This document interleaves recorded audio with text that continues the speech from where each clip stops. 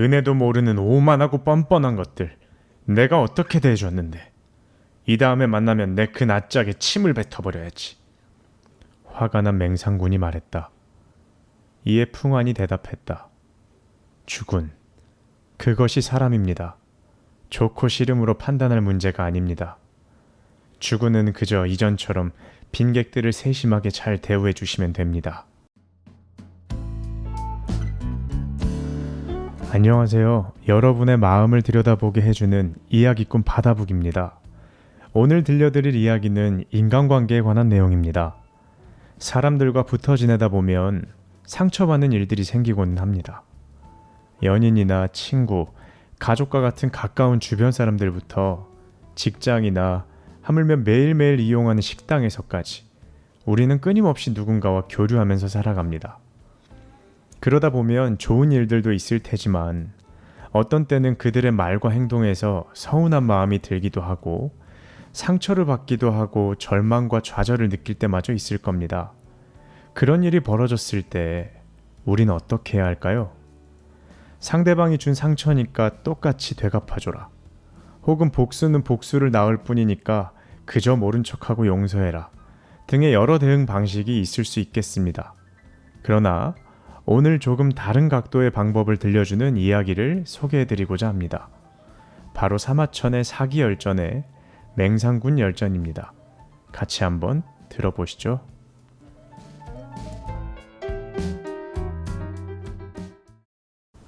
맹상군은 제나라 왕족의 서얼 출신이다.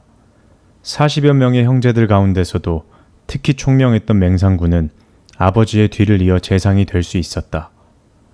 인자가 귀중했던 시절인 이유로 맹상군의 집안은 대대로 식객을 들였다. 식객들은 개 울음소리를 흉내내는 자, 달개 울음소리를 흉내내는 자, 모든 것을 훔칠 수 있는 자 등 그 재주가 각양각색이었다. 맹상군은 식객을 가리지 않고 모두에게 충분한 대우를 해주었다. 이로 인해서 식객들 모두는 본인과 맹상군이 가깝다고 여겼다. 이 소문을 듣고 칼 한 자루를 차고 집신을 신은 빈객이 나타났으니 그의 이름이 바로 풍안이다. 맹상군은 호련히 나타난 풍안에게 물었다. 선생이 이곳까지 먼 걸음 하셨을 텐입니다. 저에게 어떤 가르침을 주실 생각이십니까? 이에 풍안이 대답했다. 가르침을 줄 수 있다기보다는 군께서 선비를 차별 없이 받아주신다 하여 가난한 이 몸뚱이를 의탁하러 왔습니다. 이에 맹상군은 하급의 빈객을 위해서 마련한 허름한 곳간에 풍안을 머물게 하고 며칠 후 곳간 담당자에게 물었다. 풍안이란 자는 무엇을 하고 있소? 담당자가 대답했다. 그 자는 가진 거라곤 올 때 차고 온 남루한 칼 한 자루 뿐입니다. 그 자는 그 칼을 두드리며 불쌍한 나의 칼아, 이곳을 떠나자. 식사에 생선 반찬도 안 올라오는구나 라고 노래를 부르고 있습니다. 이를 들은 맹상군은 풍안을 중급의 빈객을 위해서 마련한 행사로 처소를 옮기게 하였다. 그리고 식사로 생선 반찬을 제공했다. 며칠 뒤 맹상군은 재차 담당자에게 풍안의 근황을 물었다. 이에 담당자가 대답했다. 그 자는 정말 이해할 수 없는 자유입니다. 여전히 가여운 나의 칼아, 정말로 떠나야겠구나. 외출할 때 타고 다닐 수 있는 수레 하나 없으니 우린 떠나는 수밖에 없겠구나라며 노래를 부르고 있습니다. 이를 들은 맹상군은 풍안을 상급의 빈객을 위해 마련한 대사로 처소를 옮기게 했다. 그리고 풍안에게 출타시 탈 수 있는 수레도 제공했다. 그리고 며칠 뒤 다시금 담당자에게 풍안의 근황을 물었다. 이에 담당자가 대답했다. 풍안 그자는 카라 정말 더는 못 있겠다. 내 소유에 집 한 채 없으니 이것이 떠나라는 말이지 뭐겠느냐. 우린 정말 떠나야겠구나 라며 당치도 않은 노래를 계속 부르고 있습니다. 이를 들은 맹상군은 풍안에게 집을 마련해 주었지만 화가 났다. 그제야 풍안의 노래는 멈추었고 그 후로 한동안 아무런 말을 하지 않았다. 맹상군은 그 당시 제나라의 재상이었는데 그가 다스리는 지역인 설의 땅에 1만 호를 하사받았다. 이 사이 빈객은 3,000명으로 늘어서 1만 호의 조세 수입만으로는 식객을 운영할 수 없었다. 이를 채우기 위해서 맹상군은 설 땅의 백성들에게 돈을 빌려주기 시작했다. 돈을 빌려간 자들은 대부분 이자를 내지 못했으며 그중 일부는 원금도 회수하기 힘들 지경이었다. 맹상군은 식객을 대접할 자금이 떨어지는 것이 걱정이 되어 식객의 처소 담당자에게 물었다. 돈을 빌려간 자들이 돈을 갚지 않아 가세가 기울 판이오. 설 땅에 가서 빚을 거둘 수 있는 사람이 없겠소. 이에 담당자가 대답했다. 풍화는 용모와 체격이 크고 언변이 뛰어납니다. 나이는 많지만 다른 재능이 없으니 그에게 명령을 내려 빚을 거두는 것이 마땅해 보입니다. 이에 맹상군이 풍환을 불러 자초지종을 설명했다. 현재 식객의 수가 3,000명에 달하오. 봉토에서 거두는 세금만으로는 이들의 살림을 유지할 수가 없소. 내 일을 만회하고자 설 땅 사람들에게 이자를 약조하고 돈을 빌려줬소. 그러나 최근 봉토에서 세금도 들어오지 않고 돈을 빌려간 자들도 이자조차 내지 못하고 있소. 이에 내 풍공에게 부탁합니다. 책임지고 빚을 받아주실 수 있겠소. 이를 들은 풍환이 대답했다. 알겠습니다. 풍환은 맹상군에게 하직 인사를 한 뒤 맹상군의 봉토인 설 땅에 이르러 돈을 빌려 쓴 자들을 모두 집결시켰다. 그들에게 받은 이자를 합하니 10만 전에 달했다. 그 돈으로 술과 고기를 충분하게 산 후 빚을 진 자들을 모두 한데 모았다. 빚을 갚을 수 있는 자들뿐만 아니라 이자조차 낼 수 없는 자들까지 모두 불러들였다. 그리고는 그들의 차용 증서를 가져오게 시켜 세부 내용을 확인한 후 다시 집결할 날짜를 일러준 후 술과 고기로 잔치를 열었다. 술판이 벌어진 자리가 무르익을 무렵 이자를 낼 수 있는 자는 원금과 이자를 갚을 날을 정해 일러주고 이자조차 낼 형편이 안 되는 자는 그의 차용 증서를 받은 후 증서를 불살라버렸다. 그리고 풍환이 말했다. 맹상군께서 그대들에게 돈을 빌려줄 때에는 돈이 없는 백성들도 농사에 전념하게 만들려는 취지였소. 또 이자를 받았던 것은 식객들에게 대접할 돈이 없어서였소. 지금 형편이 되는 부유한 자들에게는 갚을 기한을 내일러 두었소. 그리고 갚을 형편이 안 되어 이자조차 낼 수 없는 자들에게는 증서를 건네받아 불태웠소. 여러분들이 할 일은 여기 있는 고기와 술이 다 떨어질 때까지 즐겁게 먹고 마시는 것이오. 그대들을 생각하는 주인인 맹상군의 뜻이 이러한데 우리 그 뜻을 저버리면 되겠소. 이 말을 들은 사람들은 모두 일어나 탄복하며 2번의 절을 올렸다. 이 소식을 들은 맹상군도 탄복했다. 물론 다른 이유에서였다. 화가 머리끝까지 올라온 맹상군은 풍환을 불러들이고 따졌다. 내 분명히 당신에게 식객의 수가 3,000명이나 되고 그들의 생활을 유지하기 어려운 사정도 설명했소. 봉토의 세금도 예년만 못하고 고민 끝에 사람들에게 돈을 빌려준 상황까지 분명히 풍한 당신에게 전했소. 식객의 식사 대접이 형편없어지는 것이 나는 두려워서 풍한 당신에게 책임지고 빚을 거두어라고 얘기했고 당신은 내게 알겠다고까지 하지 않았소. 그런데 뭐라? 고기와 술을 마련하고 차용 증서까지 불태웠다. 내가 알고 있는 이 상황이 진실로 선생이 한 일이 맞소. 이를 들은 풍환이 대답했다. 제가 그리했습니다. 술과 고기가 충분치 않으면 돈을 빌려간 자들을 한자리에 모을 수가 없고 그렇게 된다면 그 자들의 형편 또한 파악할 수가 없습니다. 돈을 갚을 여력이 되는 자에게는 기한을 정해주었습니다. 그러나 형편이 어려워 원금은 고사하고 이자조차 갚을 수 없는 자는 차용 증서를 불태웠습니다. 주군께서는 그 형편이란 놈이 10년이 지나면 나아질 거라 생각하십니까? 도리어 눈덩이처럼 불어난 이자에 짓눌려서 어려운 형편이 더 어려워질 뿐입니다. 이런 사람들에게 빚을 받겠다고 독촉한다면 어떤 일이 일어나겠습니까? 안 보이는 곳에서 그들 스스로가 증서를 훼손할 것입니다. 결국 못 받기는 매한가지라는 겁니다. 어디뿐입니까? 주군의 입지는 어떻게 되겠습니까? 위로부터는 주군이 개인적인 이익을 밝혀서 백성을 돌보지 못한다는 평을 들을 것이며 아래서부터는 백성이 그들의 주군의 빗독촉을 피해서 떠난다는 평이 돌 것입니다.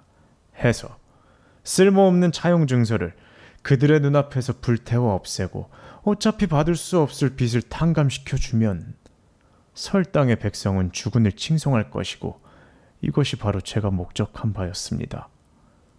여기까지 들으시고도 여전히 화가 나십니까? 이를 들은 맹상군은 무릎을 치며 풍안에게 고마워했다. 풍공, 나의 식견이 짧았소. 이제야 모든 것이 밝아졌소.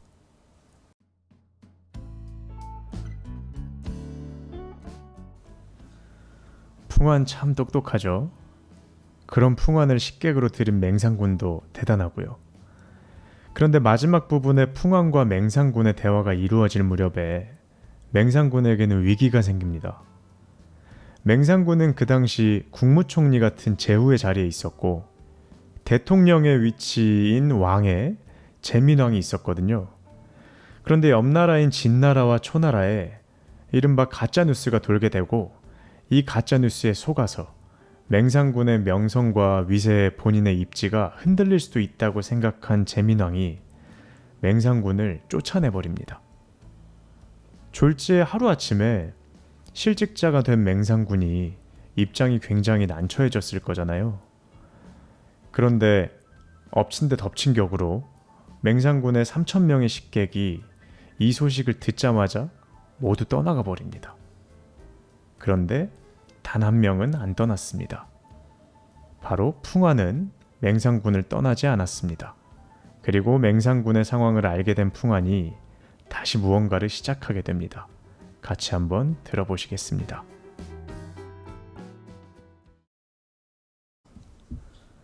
맹상군이시여, 제게 진나라로 갈 수레 하나를 마련해 주시면 선생이 제 나라에 다시 등용이 되고 선생의 봉토 역시 더욱 넓어질 것을 제가 약속드리겠습니다. 수레를 하나 준비해 주실 수 있겠습니까? 이에 맹상군은 수레와 여비를 준비하였다. 풍안은 이를 챙겨 진나라로 떠났다. 그리고 진나라의 왕인 진소양왕을 독대하여 이렇게 말했다. 대왕께서는 지금의 시대가 어떤 시대인지 잘 아시리라 믿습니다. 천하를 돌면서 학문을 주장하는 자들 중에서 수레를 몰고 서쪽으로 향하여 진나라에 들어온 자들이 누구입니까? 모두 진나라를 강하게 하고 제 나라를 약하게 만들려는 자들입니다. 반대로 말을 타고 동쪽으로 향하여 제 나라에 들어가는 자들은 또 누구입니까? 모두 제 나라를 강하게 하고 진나라를 약하게 만들려는 자들입니다. 현재 진나라와 제 나라의 형세가 용호상박이니까 결국 둘 중 하나는 멸할 것이 자명합니다. 이에 따라 승리하는 쪽이 천하를 손에 거머쥘 것입니다. 이를 들은 진소양왕이 조급해하면서 물었다. 풍공, 그렇다면 어찌해야 우리 진나라가 용과 호랑이 중 이기는 쪽이 될 수 있단 말이오? 이에 풍안이 대답했다. 대왕께서는 제 나라가 맹상군을 모종의 이유로 파직시킨 사실을 알고 계십니까? 진소양왕이 대답했다. 그 일이라면 알고 있소. 그러자 풍안이 말을 이어나갔다. 지금의 제 나라를 잇게 만든 장본인은 사실상 맹상군입니다. 그런 맹상군을 제 나라의 왕은 고작 근거 없는 비방을 근거로 주저앉혔습니다. 억울해진 맹상군은 결국 필연적으로 제 나라를 배반하게 될 것입니다. 그럼 맹상군은 제 나라를 떠나 어디로 향하겠습니까? 바로 이곳 진나라일 수밖에 없을 것입니다. 진나라의 맹상군이 오게 되면 제 나라의 땅 위와 땅 속의 모든 것을 대왕께서는 들으실 수 있게 됩니다. 그렇게만 된다면 제 나라의 땅은 대왕의 손에 들어올 것입니다. 대왕께서 용과 호랑이 중 이기는 쪽이 되신다는 말씀입니다. 대왕, 지금 급히 사자를 시켜서 충분한 예물을 맹상군에게 은밀하게 보내십시오. 천하를 얻을 수 있는 기회가 지금입니다. 만일 제 나라가 후회라도 다시 맹상군을 중용한다면 천하의 모든 이야기는 원점으로 돌아갈 것입니다. 부디 제 말을 심히 헤아리소서. 이를 들은 진소양왕이 화색에 가득 차며 술의 열대에 황금을 가득 채워 맹상군에게 보낼 준비를 했다.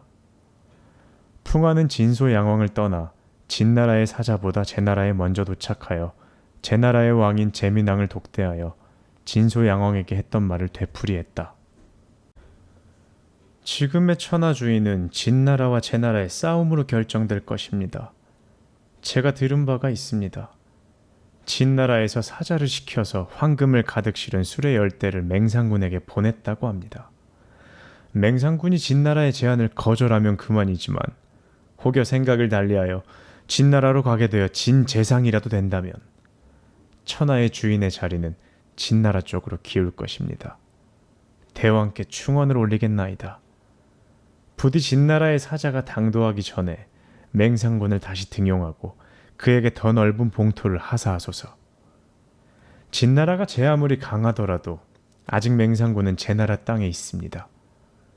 진나라가 천하의 강자가 되는 길을 끊는 방법이 바로 여기에 있습니다. 이에 제민왕은 감탄을 하며 사람을 시켜 국경의 상황을 살피게 했다. 풍환의 말대로 진나라 사자가 황금수레와 함께 오는 것을 전해들은 제민왕은 맹상군을 다시 재상의 자리에 등용하고 기존의 봉토에 천호를 추가로 하사했다. 이를 알게 된 진나라 사자는 진나라로 수레를 돌렸다. 이 모든 소식을 들은 각지의 식객들은 다시 맹상군의 집으로 들어오려 하였다. 그리고 그들을 다시 맞이하려는 풍환을 보고 맹상군이 탄식하며 말했다. 풍공, 난 여지껏 집안의 가산을 기울이면서까지 식객들을 극진하게 대접하였소. 내 비록 그들의 수가 늘어나면서 집안의 형편이 어려워지더라도 난 끝까지 책임을 지고자 빚을 내면서까지 그들을 극진하게 챙겼소. 그런데 그 작자들은 내가 파직되는 것을 보자마자 하루아침에 나를 버리고 떠나갔소. 난 졸지에 돌봐줄 사람 하나 없는 신세가 되었고 그때 내가 얼마나 큰 상처를 받았는지 아시오. 그런데 그 빈객이란 자들은 이제 와서 무슨 낯으로 나를 보려 이곳까지 발걸음을 한단 말이오. 은혜도 모르는 것들. 내가 어떻게 대해줬는데. 내 그 작자들을 만나게 되면 그 낯짝에 침을 뱉고 크게 모욕을 주어야 내 속이 풀리겠소. 이 말을 들은 풍환이 말곶비를 메어놓고 수레에서 내려와 벼랑간 맹상군에게 절을 했다. 당황한 맹상군도 수레에서 내려와 마주하여 절을 하며 풍환에게 물었다. 선생, 갑자기 이게 무슨 일입니까? 풍공께서 혹여 빈객들을 대신해서 사과라도 하는 것입니까? 이에 풍환이 대답했다. 식객들을 대신해서 사과하는 것이 아닙니다. 제가 주군께 절을 드린 이유는 주군의 말씀이 잘못됐음을 알리기 위함입니다. 맹상군이시여, 무릇 사물에는 반드시 그렇게 될 수밖에 없는 결과가 있고 일에도 당연히 그렇게 될 수밖에 없는 필연이라는 것이 있습니다. 주군께서는 이 필연의 이치를 알고 계십니까? 맹상군이 대답했다. 풍공, 나의 어리석음 때문인지 나는 풍공의 말을 이해할 수 없습니다. 이에 풍환이 대답했다. 주군께서는 영원히 사는 생물을 본 적이 있으십니까? 무릇 생물이란 태어나면 언젠가는 반드시 죽게 되어 있습니다. 이는 자연의 필연적인 결과입니다.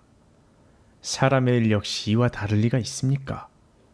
부귀하고 풍족하면 사람이 많이 모여드는 것은 태어난 생물이 언젠간 죽는 것만큼 지극히 당연한 일입니다.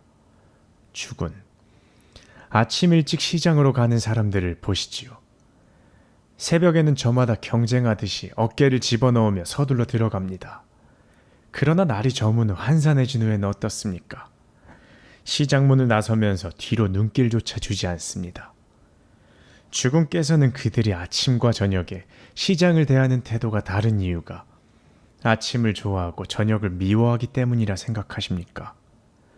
사람들이 그렇게 행동하는 이유는 날이 저물 무렵의 시장에 자신들이 원했던 물건이 없기 때문입니다. 맹상군이시여, 주군께서 지위를 잃으셨을 때 식객들이 떠난 것에 화를 내고 속을 버리면서까지 그들이 오는 것을 막지 마십시오. 주군께서는 그저 이전처럼 빈객들을 세심하게 잘 대우해 주시면 그것으로 충분합니다.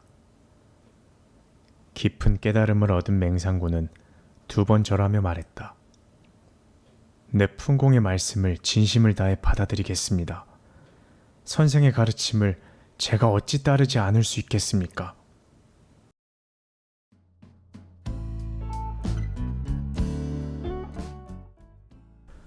여러분 잘 들으셨나요?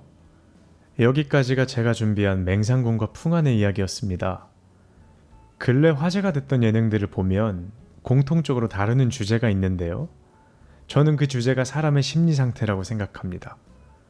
금쪽이 상담소나 세상에 나쁜 개는 없다, 골목 식당까지 모두가 다른 소재를 다루고 있지만 공통의 주제, 즉 인간관계를 다루고 있는 게 아닌가 싶은데요. 인간관계에서 발생한 상처들을 생각해보면 참 속상하고 아프죠. 더군다나 나의 실수나 명백한 나의 잘못으로 인해서 발생한 것이라면 납득이라도 할 수 있겠지만 나는 정성을 다했다고 생각한 관계에서 거기서 발생하는 상처는 훨씬 더 아프게 오는 것 같습니다. 그런 상황에서 우리 모두는 아마 거의 다 맹상군처럼 반응하지 않았을까 싶은데요. 우리가 인간관계에서 받는 상처의 저변에는 이런 게 깔려 있는 것 같아요. 네가 어떻게 나한테 그럴 수가 있어? 내가 얼마나 널 믿었는데 너 진짜 변했다. 이런 것들이요. 저 역시도 그런 경험들이 당연히 있습니다. 또 어쩌면 저도 누군가에게는 맹상군의 식객이었을지도 모르겠습니다. 그 모든 상황에서 제게 아주 큰 도움이 됐고 맹상군처럼 무릎을 탁 치게 만들어준 이야기가 바로 오늘 여러분들께 소개해드린 풍안의 이야기였습니다. 풍안이 맹상군에게 해준 여러 조언을 곱씹고 그리고 또 이해하고 나서 이상하게도 저는 전보다 마음에 탄성이 생긴 것 같다라는 느낌을 받았었습니다.